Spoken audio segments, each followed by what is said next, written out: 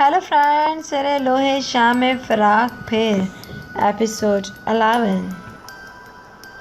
चची जान, आप मुतमईन रहें, मैं एक हफ़्ते के लिए लाहौर चली जाऊंगी। मुझे वहाँ कुछ काम करना है। इसने आराम से जवाब दिया। अब वहाँ कैसे आराम करना है? लड़की फिर ना कोई चांद चढ़ा देना। और तन से बोली, चांद चढ़ेगा तो कल आलिम देखेगा चची। वो मुस्कुराए हुए बोली और वहाँ से उड़ गई। इसने अजीम और नईम साहब से लाहौर जाने की बात की तो इन्होंने हैरत होकर पूछा, वहाँ क्या करोगी? शादी है हुमैरा की, इसलिए तो जा रही हूँ ताया जान। मुझ मनूज और तलाक याफ्ता का साया नहीं पड़ना चाहिए हुमैरा पर। वो संजीदा से बोली तो हमीदा चच्ची ने नज़र चुरा ली। कैसी फजूल बात है, तुम वैसे जाना चाहती हो तो ज़रूर जाओ, मगर हुमैरा की शादी की में शिरकत करने के बाद में तो मैं चली ही जाऊँगी। अबे जाना ज़रूरी है। जाने देना, यहाँ बैठकर इसने कौन सा साहिल चलाने हैं, हमारे चच्ची ने कहा। ठीक है, मैं बुआ और चौकीदार को चाचा का कह दूँगा, वो तुम्हारा ख्याल रखेंगे, नईम साहब ने कहा। और हमीदा बेगम का तेवर भांप गए थे। थैंक यू, वो तशकर से बोली और अपने कमरे से आकर ज़रूरी सामान पैक करने लगी। और हुमैरा के माइयों से एक दिन पहले वो लाहौर चली गई। इसने अगले दिन ही अपना काम शुरू कर दिया। पहले अपने लिए नए बंगले पर गई जो इसके पापा ने इसके लिए बनाया था कि तीनों भाई अपनी फैमिलीज के साथ इकट्ठे इस घर में रहेंगे, मगर इन्हें इस घर में रहना नसीब न हुआ। तब वो उस बंगले में ताले में था। अजीम साहब लाहौर आए थे तो वो क़याम करने की इसकी सफाई का काम मुलाजमों के सुपुर्द कर गए थे। इस बंगले में 13 कमरे थे, अटैच बाथ के साथ 2 किचन थे, drawing room, dining room, hall थे, लॉन्च में अलग अलग थे। 3 एतराफ़ वसीअ अर्ज़ लॉन था जिसमें झूले भी लगे हुए थे। कितना मुकम्मल और खूबसूरत बंगला था, लेकिन मकीन न थे।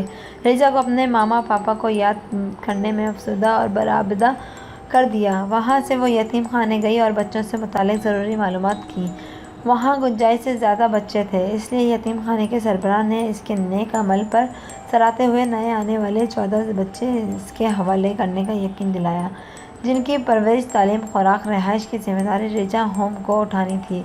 इसकी कुकिंग के अलावा बागवानी और चौकीदारी, सफाई सुथराई वगैरह के लिए भी मर्द और औरतें मुंतखब किए जावे सहारे थे, अपना काम में माहिर थे। वो चाहती थी कि वो सब लोग घर के फ़र्द की तरह एक छत के नीचे रहें और घर के सारे काम खुद करें। माली का काम माली करे और वहीं रहे। रिजा होम को अपने घर समझे, चौकीदार भी और ख़वातीन को बेसहारा और बे औलाद भी थी।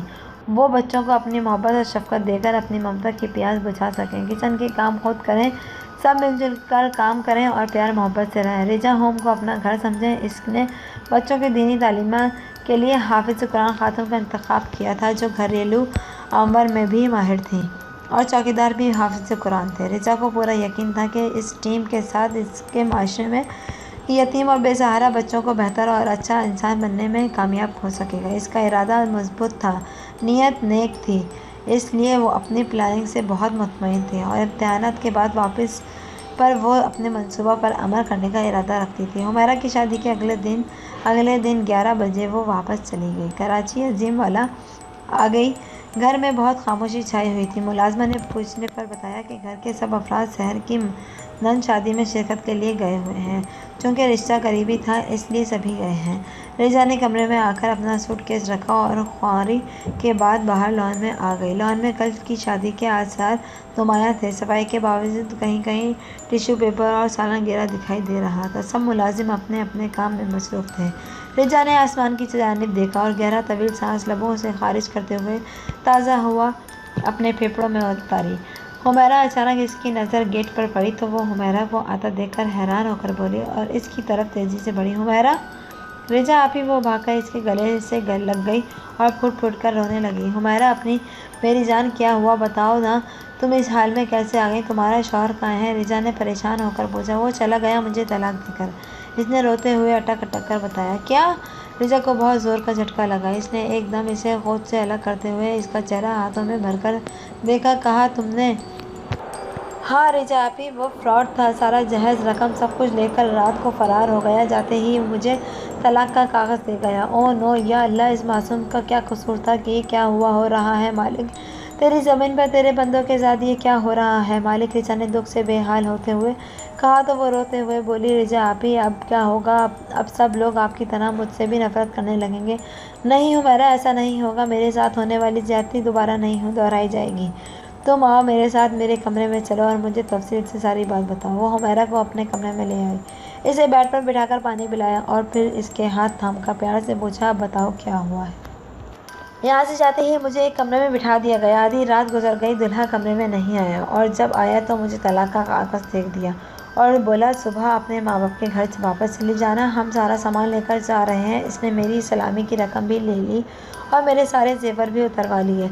रिजा, आप ही इन लोगों का तो धंधा ही यही है, ना जाने अब तक कितनी लड़कियों को बर्बाद कर चुके हैं वो लोग। मेरा यकीन क्या होगा। अब वो रोते हुए बोली, अल्लाह मालिक है, तुम हौसला करो और रो नहीं, मैं तुम्हारे खाने के लिए कुछ लाती हूँ, इतनी देर में तुम फ्रेश हो जाओ, उठो शाबाश। इसने इसका हाथ दबाते हुए नरमी से कहा। वो वॉशरूम में चली गई। रिजा, इसके लिए खाना ला और चाय लेकर आओ। शादी का काफ़ी खाना बच गया था, फ्रिज में भरे हुए थे। इसने हुमैरा को ज़बरदस्ती खाना खिलाया और अंदाज़ा था कि इसने कल से कुछ नहीं खाया होगा और सारी रात वो जागती और रोती रही है। इसलिए खाने के बाद इसने नींद की 2 गोलियां भी पानी के साथ दे दी और फिर चाय पिलाकर इसे अपने बेड पर सोने के लिए लेटा दिया। वो बहुत थकी हुई थी, लेटे ही गहरी नींद सो गई। रिजा बर्तन किचन में रख आई और इसके साथ ही बिस्तर में घुस गई। चाची जान, आपने बड़ा बोल बोला था ना, इसका नतीजा है। आपका क्या मासूम सी बच्ची को भटकना पड़ा है। काश आपने मेरे मुतालिक भी बात सोचा होता। इसने हुमैदा चाची को दिल में मुखातिब करते हुए कहा और सोचते सोचते खुद भी सो गई। इन दोनों के आने की खबर घर में किसी को नहीं थी। रिजा रात को अपने कमरे में ही हुमैरा के साथ खाना खाया और इसका हौसला बढ़ाया और सब घर वालों के आने और ड्राइंग रूम में गपशप लगाने का सुनकर इसके लेकर ड्राइंग रूम में करीब पहुंची और हुमैरा ने अंदर जाने से इनकार कर दिया। तुम यहीं ठहरो, जब मैं बुलाऊं तो अंदर आ जाना। ओके, रिजा ने कहा तो इसने सर हिला दिया। अस्सलाम वालेकुम। ड्राइंग रूम में दाखिल हो गई। वालेकुम अस्सलाम। आ गई। दौरे से वापस हुमैरा चाची ने तीर चलाया तो इसने तासुब से इनको देखा। जी आ गई, मैं तो सुबह ही आ गई थी। कोई परेशानी तो नहीं हुई बेटा? अजीम साहब ने पूछा। नहीं ताया, वो ताया और चच्ची जान, मुझे आपसे ज़रूरी बात करनी है। कहीं तो फिर कोई गल नहीं खिला आई, अकेली गई थी खुली आज़ादी में। हुमैदा चच्ची ने फिर ज़रब लगाई तो वो इनके सामने आते हुए बोली, मैंने अपनी आज़ादी का कभी नाजायज़ फ़ायदा नहीं उठाया और पहली और एक गलती तो काबिल माफ़ी होती है चच्ची जान, आप अल्लाह भी माफ़ कर देता है और गलती और गुनाह माफ़ कर देने से, लेकिन बड़ा बोल बोलने वाले ऐसे सख्त नापसंद है। वो तकबीर और बड़ा बोल माफ़ नहीं करता। मैं यहाँ अपनी नहीं हुमैरा की बात करने आई हूँ। हुमैरा की क्या बात करोगी, वो अपने घर में खैर से है। हुमैरा चच्ची ने कहा। सब नज़र रिजा पर मरकूज़ थी, सब मुस्तहसिब थे जाने कि वो क्या बात करने वाली है। वो घर में है, लेकिन अपने घर में नहीं, इसी घर में है, खैर से भी नहीं है। रिजा ने संजीदगी से कहा, तुम कहना क्या चाहती हो? आपने मुझे ताना दिया था ना, हुमैरा का होने वाला दुल्हा तुम्हारे उस मरासी लड़की से 1000 गुना बेहतर है, लालची और धोखेबाज नहीं है। रिजा ने इन्हें इन्हीं की बात याद दिलाई तो हमीदा चच्ची से खड़े हुए तेरों से घूरते हुए बोली, ये तो चच्ची जान के अल्लाह को आपका ये तकब्बुर बड़ा बोल पसंद नहीं आया। आपका कहा आपकी बेटी के आगे आ गया है। आपके इस शरीफ और नफ्स दामाद ने आपकी बेटी का जहेज, सलामी, जेवरात सब कुछ छीन कर इसे तलाक देकर घर से निकाल दिया है। बकवास कर रही हो तुम? हमीदा चच्ची इस पर चील की तरह झपटी। सब अपनी अपनी जगह पर हैरान और परेशान खड़े थे। मेरी बात तो आपको बकवास ही लगेगी। ये देखिए, ये तलाकनामा इस हकीकत का सबूत है कि आपकी बेटी बर्बाद हो चुकी है। इसने हाथ में पकड़ा तलाकनामा का लिफाफा नईम साहब के हाथ में देते हुए कहा। नईम साहब तो जैसे सख्ते में आ गए थे। इनकी अकलौती और मासूम बेटी एक ही रात में उजड़ कर रह गई थी। अजीम वाला की फ़िज़ा एकदम सोगवार हो गई थी। हमीदा चच्ची ने तलाकनामा देखकर रोना शुरू कर दिया। नईम साहब सर पकड़कर बैठ गए, आंखों से आंसू जारी हो गए। देख लिए चच्ची बेगम, अपना गुरूर का नतीजा। मैं तो नादान थी, मैंने तो गलती की थी जो आपने माफ़ ना की, लेकिन अब आप लोग तो समझदार थे। आपने क्या किया, अपनी अकलौती औलाद से 1 रुपये का भी फ़ायदा नहीं उठाने दिया लकीर को। लेकिन आप लोग तो अपनी लाखों की कमाई लौटा चुके हैं। रुपया पैसा भी गवाया और बेटी का माथे पर तलाक का धब्बा भी लग गया। अब आप क्या कहेंगी चच्ची बेगम? क्या आपका दामाद लकी से ज़्यादा बल्कि 1000 गुना लालची और धोखेबाज नहीं निकला? इसकी तो ये नहाई है बिजनेस है और वो इसी तरह दौलत कमाता है। खुदा जानता है कि मैंने किसी की बद्दुआ नहीं दी थी, किसी का बुरा नहीं चाहा था, लेकिन खुदा तो देख रहा था। वो बंदा किसी का तसव्वुर माफ़ ना करे तो खुदा भी माफ़ नहीं करता। मैंने अगर गलती की थी तो इसका नुकसान भी सिर्फ मेरी ज़ात को पहुंचा था। आप पर तो कोई हर्फ नहीं आया। बुरा तो मुझे कहा और समझा गया, नज़रअंदाज तो मुझे किया गया। नफ़रत आमेज़ सलूक मेरे साथ रवा रखा गया, इसमें सरासर मेरा ही नुकसान हुआ। आज आपकी बेटी के साथ भी तकदीर ने वही खेल खेला है जो मेरे साथ खेला गया था। शायद अब आपका एहसास बेदार हो जाए कि बेटी का दुख क्या होता है। निकाह गुनाह तो सब आप भी गुनाह के मरकब हो चुके हैं। अगर सिर्फ अपनी मर्ज़ी और मोहब्बत से की गई शादी का नाकाम हो तो और अरेंज मैरिज का नतीजा भी आपके सामने है। ना तो हर मर्ज़ी और मोहब्बत की शादी कामयाब होती है और ना ही हर बुजुर्गों की तशद्दुद कामयाबी के ज़ामन है।